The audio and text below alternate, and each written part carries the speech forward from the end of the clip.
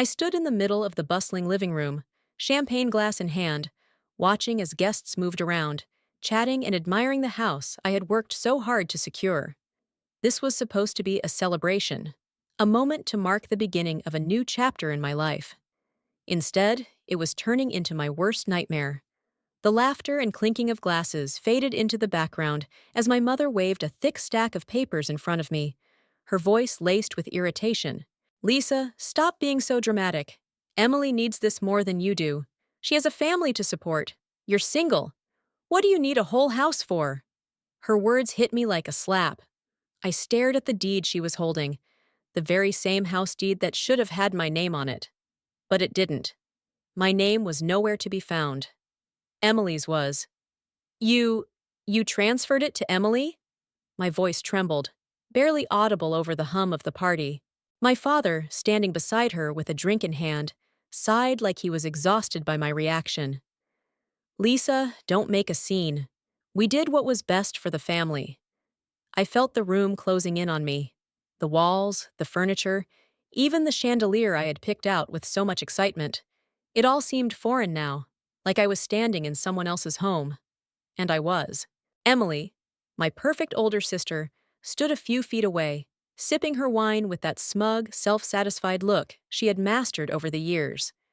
She didn't even try to hide it. She was enjoying this. "You should be happy for me, Lisa."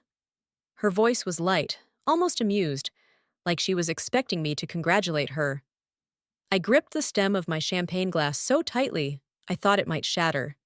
"Happy?" I repeated, my voice hollow. Emily smirked, flipping her perfectly curled hair over one shoulder. "Mom and Dad just did what made sense. You're independent.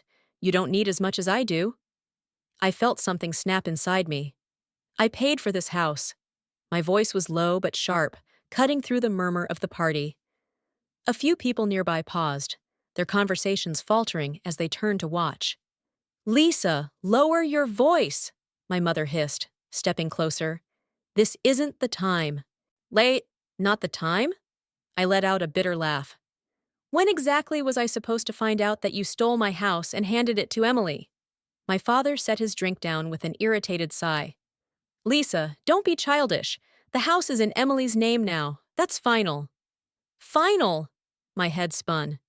"You mean you've already filed the paperwork?" "We did it last week," Emily chimed in, swirling her wine glass. "Honestly, Lisa, you're acting like this is such a big deal. You can always buy another one. It's not like you have a husband or kids to worry about." The air was sucked out of the room. I couldn't breathe. The betrayal was so deep, so complete, that I felt paralyzed by it. This wasn't just about money. It wasn't just about the house. It was every moment of my life leading up to this. Every holiday where Emily got the biggest gift. Every time I had to clean up after her messes. Every time I was the responsible one while she was praised for doing the bare minimum. This was just the final nail in the coffin. Rachel, my best friend, appeared at my side, her fingers wrapping around my arm, grounding me before I could spiral further. I turned to her, and she gave me a look that told me she had known, in some way, that this might happen. "You need to call Marcus," she whispered. "Something's not right about this. They couldn't have done this legally without your signature." I swallowed hard, forcing myself to breathe, to think. Rachel was right. There was no way they could have transferred the house without my approval. I needed to see the paperwork. My mother was still talking, scolding me like I was an ungrateful child, but I tuned her out. There was only one place they kept important documents: the kitchen cabinet above the fridge. "Excuse me," I muttered, stepping away. "Lisa, where are you going?"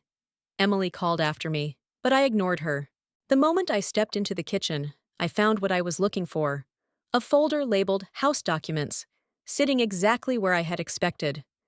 My hands trembled as I flipped through the pages. And then I saw it: the original agreement, with my name on it. Right beside it, another document, one I had never seen before. A letter from their lawyer, dated 2 weeks ago, warning them that transferring the deed without my consent could be considered fraud. They knew. They knew it was illegal. And they did it anyway. My phone buzzed in my pocket, a text from my mother. "Stop sulking and come back inside. Be happy for your sister. I stared at the words on the screen, my vision blurring with anger. This wasn't just about the house anymore. This was about every time they pushed me aside. Every time they made me feel like I didn't matter. Every time they made me believe that no matter what I did, I would always be second to Emily. I took a deep breath, steadied my hands, and texted back 2 words. You'll regret this. I barely slept that night. Lying in bed, my mind replayed every detail of the betrayal, every smug look on Emily's face, every dismissive word from my mother. The anger simmered inside me, a slow burning fire that refused to be extinguished. It wasn't just about the house. It was about every moment of my life leading up to this. Growing up, I had always known Emily was the favorite. It wasn't something that was said out loud, but it was in everything. The way my parents spoke to us, the way they indulged her and expected more from me. When we were kids, I did my chores. Emily didn't. When we were teenagers, I had a part-time job. Emily got an allowance. When I applied for scholarships to put myself through school, they paid for Emily's tuition outright.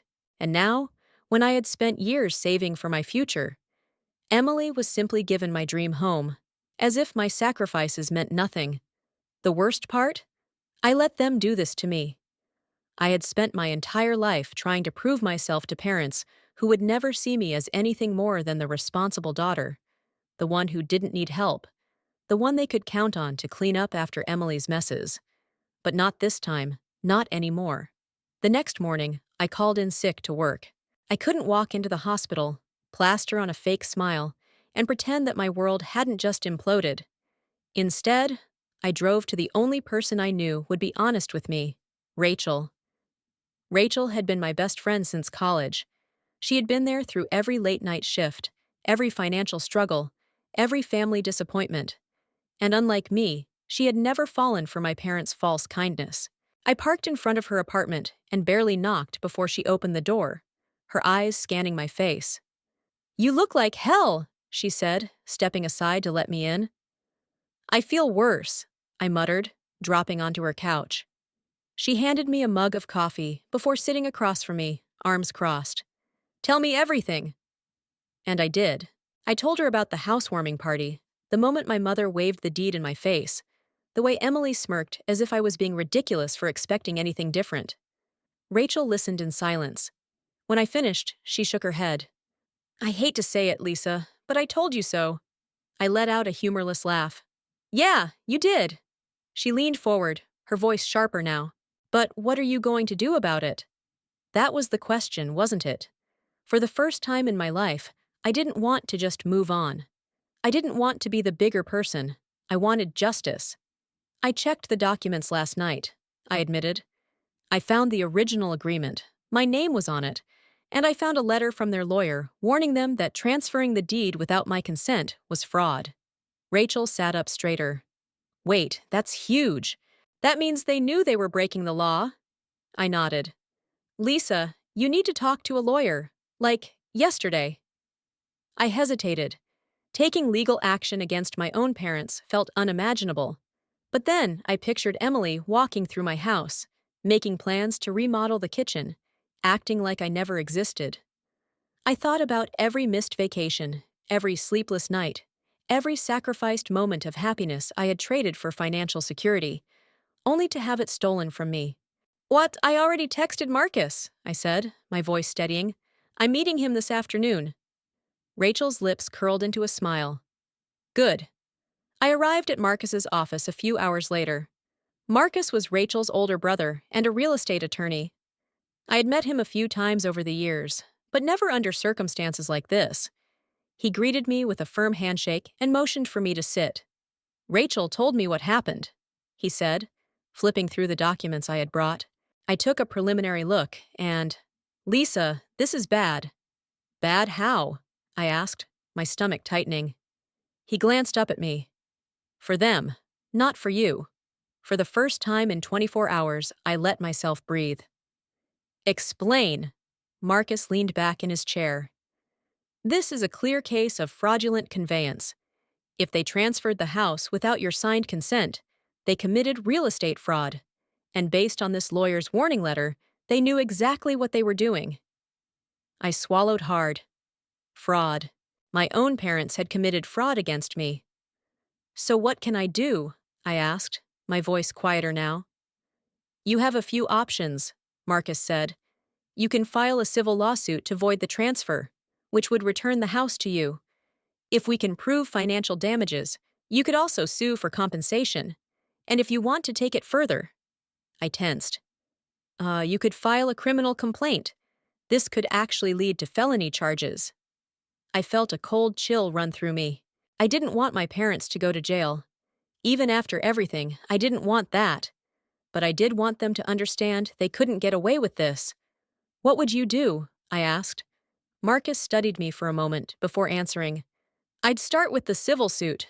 File for an emergency injunction to prevent Emily from selling or making changes to the house. Then, if they still try to fight you, we escalate. I let out a slow breath. Okay. Do it. Marcus nodded. I'll file the injunction today. They'll be served with the notice tomorrow. I stood, my hands trembling slightly as I reached for my bag. Lisa, Marcus said before I left. I looked back. Be ready. They're going to fight back. Hard. I tightened my grip on my purse. Let them. I didn't have to wait long. The next morning, as I was getting dressed for work, my phone started vibrating on the nightstand. Mom. I let it ring. A few seconds later, it buzzed again. Dad. Then Emily. I stared at the screen, waiting for the next call, wondering which one of them would break first. I didn't have to wonder for long. A notification popped up, a text from Emily. Emily. Lisa, what the hell did you do? I smiled. I didn't reply.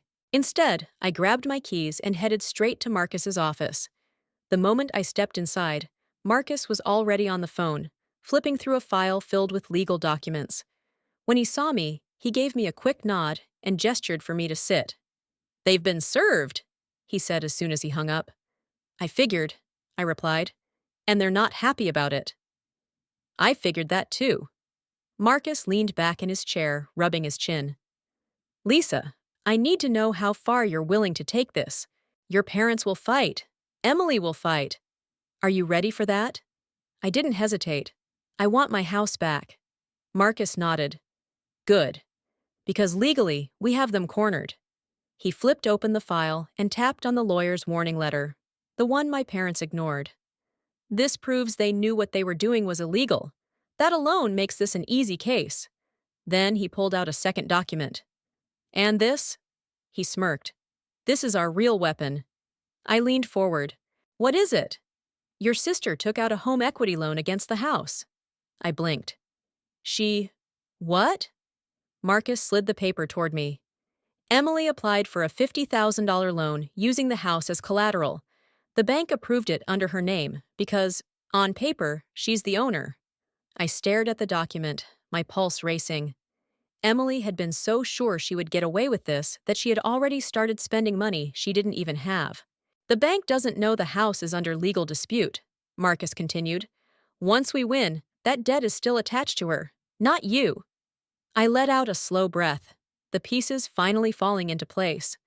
Emily had stolen from me. Now, she was about to drown in her own greed.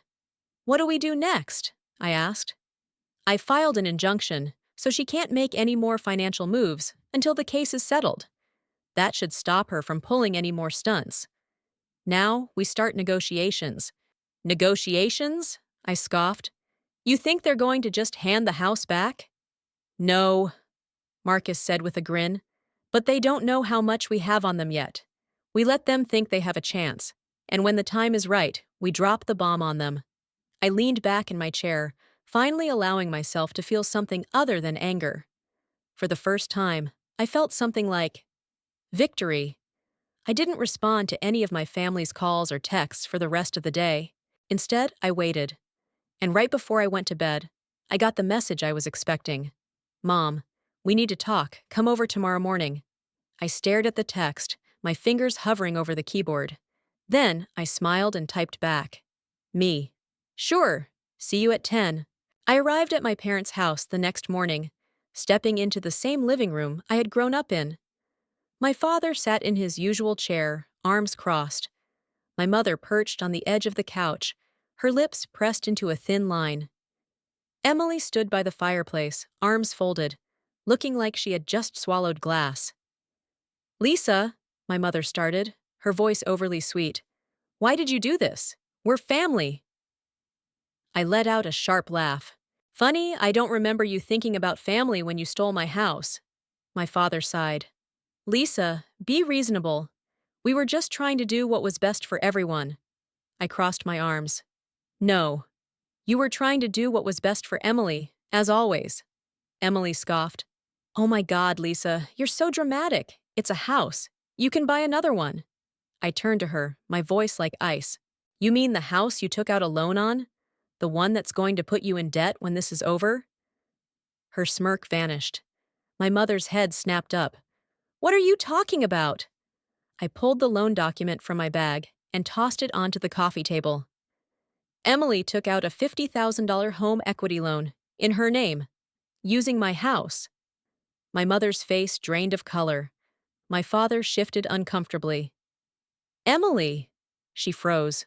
For the first time, she looked nervous. You weren't supposed to find out about that, she stammered. And yet, here we are. I leaned forward, my voice calm, controlled. Here's what's going to happen. You're going to transfer the house back to me. You're going to pay the legal fees for this mess, and then you're going to figure out how to deal with your own debt. My mother gasped. Lisa, you can't do this to your sister. I tilted my head. Oh, but she could do this to me. Silence. Then my father let out a slow breath. If we don't agree, I smiled. Then I let the lawsuit go to trial. And once it does, not only will the judge return the house to me, but the bank will know that Emily committed mortgage fraud. I turned to my sister, which means that $50,000 will be due in full, immediately. Emily's face crumbled. Lisa, please, I didn't think. That's your problem, Emily, I cut in. You never think. And now, for the first time in your life, you're going to face the consequences. My mother grabbed my hand. Lisa, we can work something out as a family. I pulled my hand away. No, Mom. You made your choice. I grabbed my bag and stood. You have 48 hours to sign the papers.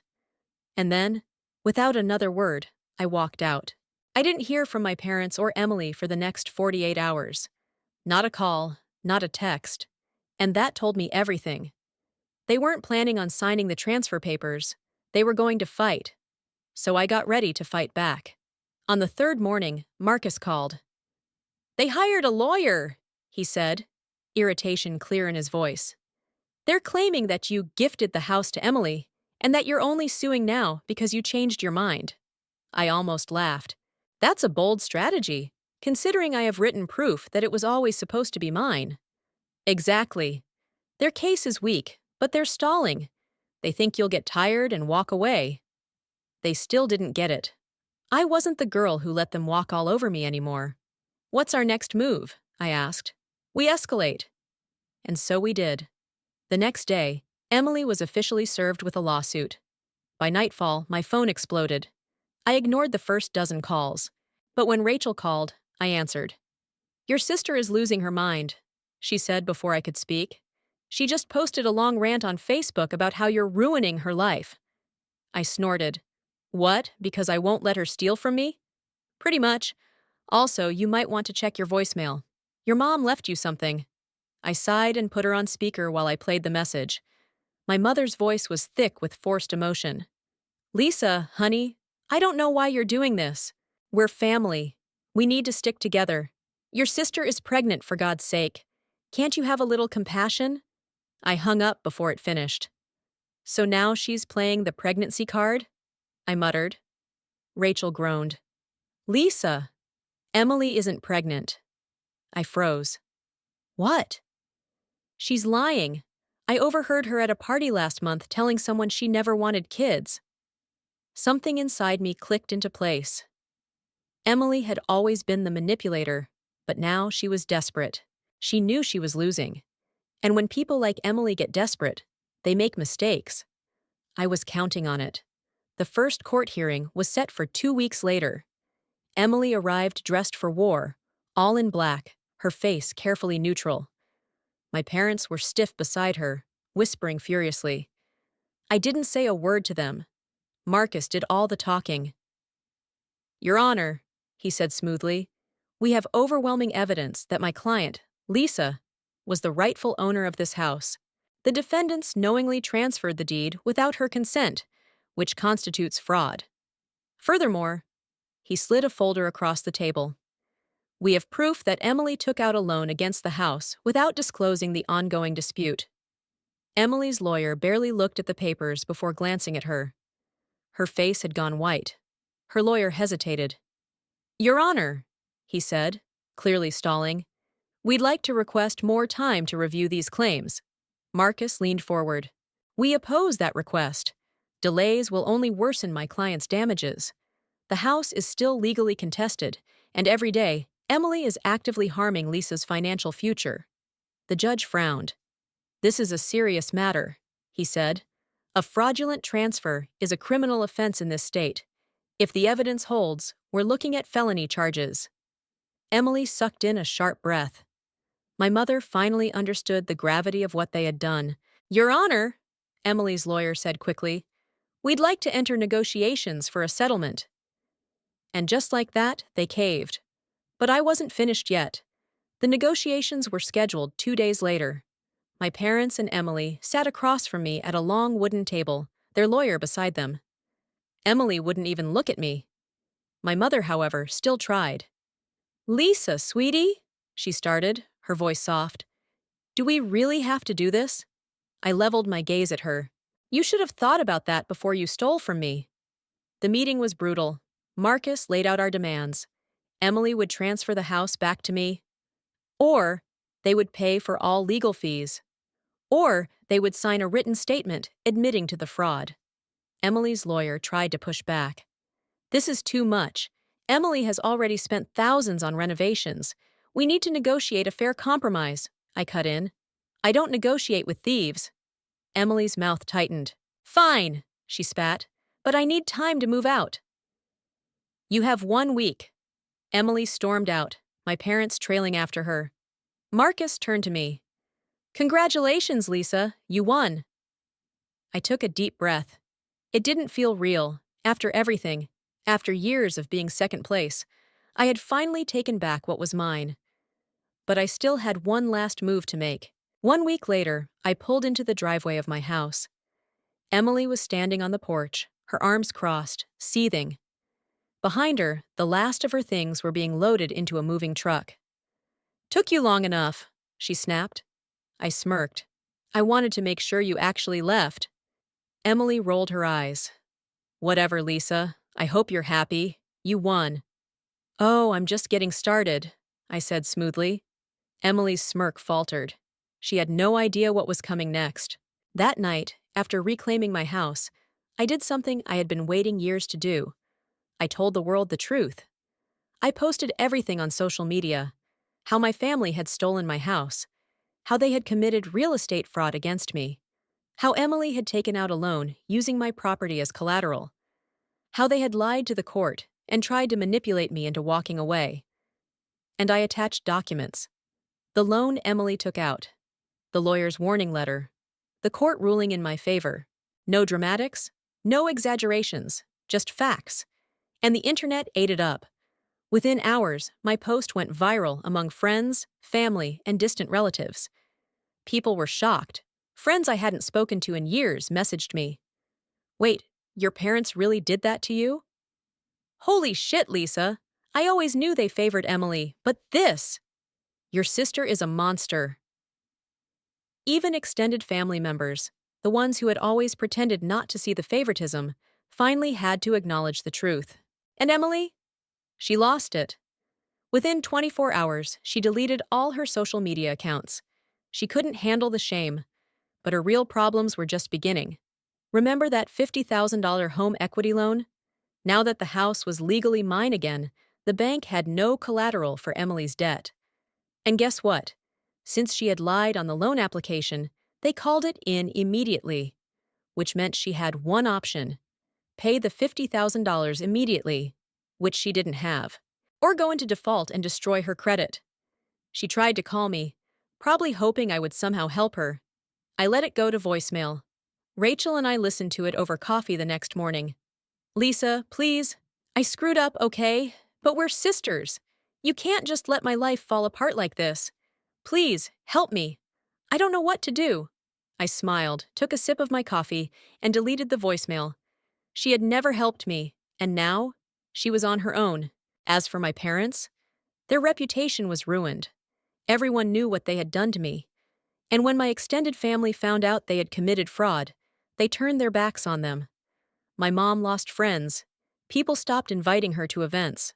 My dad avoided family gatherings out of embarrassment. No one trusted them anymore. And the final blow? Their financial support was gone. For years, they had relied on Emily being their golden child, believing she would take care of them financially. But now, Emily was drowning in debt. They had no savings left. And I was done with them. A month after I won the case, my parents called me, begging for help. Lisa, we made mistakes, honey, but we're family. Can we just start over? I almost laughed. Oh, you mean like how you helped me when I needed you? Silence. That's what I thought.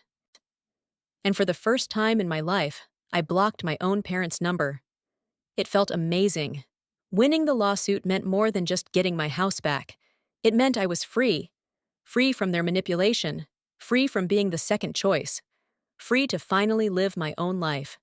I renovated my home exactly the way I wanted. I finally took a vacation, something I had never been able to do before. I got a huge promotion at work, because without my toxic family draining me, I could finally focus. And the best part? I had real friends. People like Rachel, who had been by my side through everything. People who loved me for me. And as I sat on the porch of my beautiful home, sipping wine under the warm glow of my string lights, I realized something. I had won. Not just the lawsuit, not just the house. I had won my freedom. And I would never let anyone take that from me again.